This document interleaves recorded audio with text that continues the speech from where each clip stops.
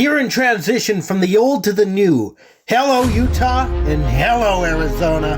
Welcome to the Albertan Coyotes Fan.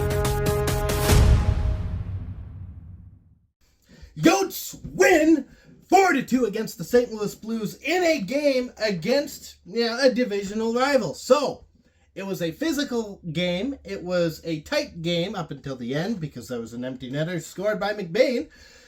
This game was, I think, one of the most important games that we've had early on. And they played with that style of urgency that I think that they should be playing with every night. But I think that tonight was a very, very important game to the boys, to the players. This is Keller's hometown, home team. There's a lot on the line in terms of divisional placement. This is a team that if you win tonight, which they did, they leapfrog the St. Louis Blues to the 4th place position. They essentially get to decide in this game who's boss. Now, there were some questionable things that I'm going to touch on at the end of this video, so I'm going to briefly cover the gist of it as I go through the normal coverage that I do. And then I'll talk about the thing. I know everyone knows exactly what I'm going to talk about at the end of this video. We'll do it at the end of the video. So, getting into the first period, Kesselring scores 18 seconds in, setting a record for the fastest goal in franchise history, which, 14 games in, not bad. Not bad to have that record set where it's 18 seconds. That's fast. Credit to Keller as well for the loft in. There was talk about it possibly being offside, but they showed the replay and the broadcast, which I got the Blues broadcast, ended up saying no, it was onside, which is good. We get down a little bit. There's a penalty that gets called towards Utah, which then turns into a double, like a 5-on-3 sort of situation when math wasn't mathing right because you're on the penalty kill. You can only have 4 guys on the ice. You can't have 5. And they go down 5-on-3. They managed to kill it off, which is good. Unfortunately, there is a goal for the St. Louis Blues. Parayko ends up scoring before we can get into the first intermission. And then we enter the second period, where we get to the incident. Lamoureux lands a nasty hit against, I'm going to butcher this name, Toropchenko, maybe, I think is how it's said.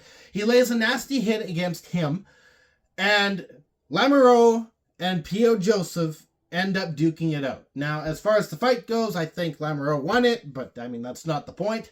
The point that we're going to eventually get to is that hit that happened initially. So, for now, we're going to move on, where Utah will score a goal in this one. There's a drop pass that's given to Michelli. Michelli wastes no time. He just takes the puck, he rips it, it goes into the back of the net. That brings us up 2-1. So then we get to the third period. Yes, I'm going at this like it's a lightning round. I'm trying to speed through this. Bushnevich ends up with the puck. He's deking around a bunch of Utah Hockey Club players, and he ends up in the slot. So now he's got 4 Utah hockey players who realize that this guy is in the slot. And the slot is a dangerous place for a player to be, especially unguarded. And at this point, he was unguarded. So he went from unguarded to immediately guarded by 4 people who didn't know what they were supposed to do. He passes the puck off to Kyrou, who wastes no time, puts it into the back of the net. The game ends up tied. We move on just a little bit more into this period where the tie will be broken. Dylan Guenther ends up on a rush. He's on the right side. He comes streaking in, and he puts the puck onto Parayko. And by onto Parayko, I mean Parayko is sliding towards his own net. And the puck ends up lofted. I think Guenther was trying to go across the crease to the player that was coming on the left side. And the puck bounces off the Blues player into the back of the net. That breaks the tie. It's 3-2. And then there's a 4th goal for the Utah Hockey Club to close out the game. Jack McBain ends up with it. And we finish the game 4-2.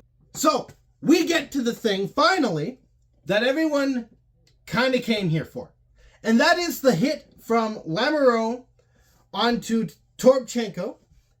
that resulted in the 5-minute major. And I was scrolling through Twitter, and I saw different arguments that maybe it was a bit too much against Lamoureux, that it was just a bit too harsh, that there was no intent to injure, so it shouldn't have been called that high. Here's the thing. This league, this NHL league, has been trying to cut down on these sort of plays. These plays that could result in serious, serious injury.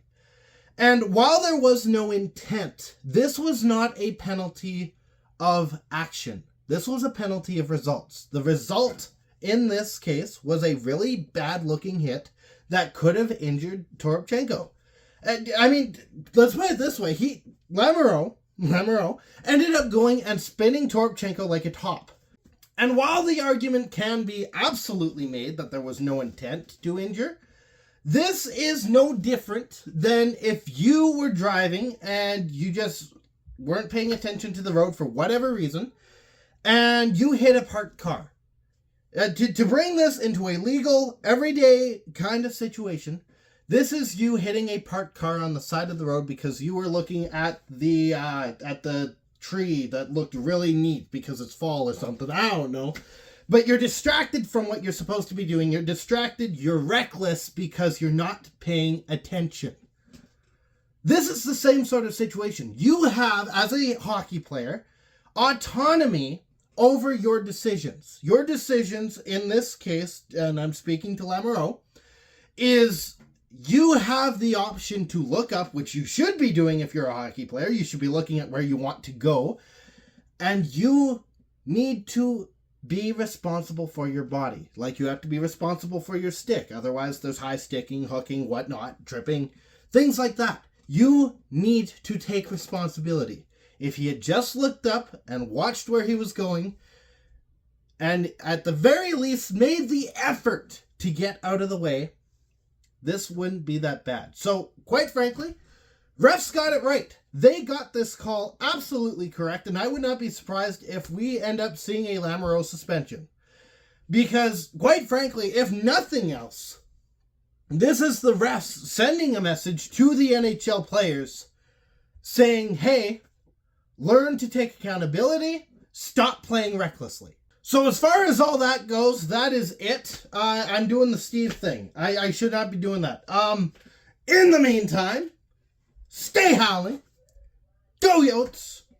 There's a game on Saturday against the Nashville Predators. I'll be back for that one. Thank you so much for watching. If you liked what you saw, you can hit the like button. You can hit the subscribe button. There's a couple of different ways for you to show your support. You could also leave a nice comment. On the contrary, you can leave a nasty comment. You can hit the dislike button. That's up to your discretion. I'll leave that up to you. Share this with your friends if you want.